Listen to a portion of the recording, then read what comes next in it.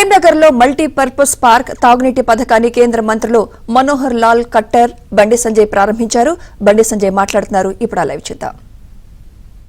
సంవత్సరాల్లో 12 లక్షల కోట్ల రూపాయలను ఈ తెలంగాణ రాష్ట్రానికి ఇచ్చిన ఘనత కేంద్ర ప్రభుత్వానికి.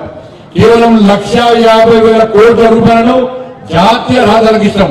ఇవాళ కేవలం పెద్దపల్లి తప్ప 32 జిల్లాలకు జాతీయ రహదారుల విస్తరణ జరిగింది.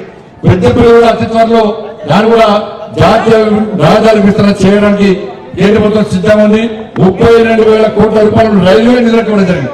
ఇట్లా ప్రభుత్వానికి సహకరించడానికి సిద్ధంగా ఉన్నాం.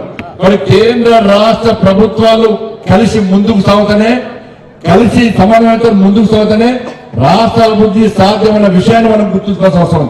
కాబట్టి అందరం కలిసిమెలిసి ఎట్టుపోతుంది కరీంనగర్ అభివృద్ధికి రాబోయే రోజుల్లో కూడా మేమందరం ముందుకు వస్తామని చెప్పి ఈ సందర్భంగా విజ్ఞప్తి చేస్తూ, సమయం లేదు, వారు మళ్ళీ ఢిల్లీ హైదరాబాద్ లో మీటింగ్ ఉంది, ఢిల్లీ పోలవలసి వారు మాట్లాడాల్సిన అవసరం ఉంది. కాబట్టి మన సమస్యలు వారికి చెప్పినాం కాబట్టి వారు వాళ్ళ సమస్యలను స్పందిస్తారని చెప్పి ఒక ఆశతోని ఈ రోజు మనం ఉన్నాం. కాబట్టి దానికోసమే ఇంత పెద్ద సమావేశాన్ని ఏర్పడేసి వారిని ఆహ్వానించడం జరిగింది.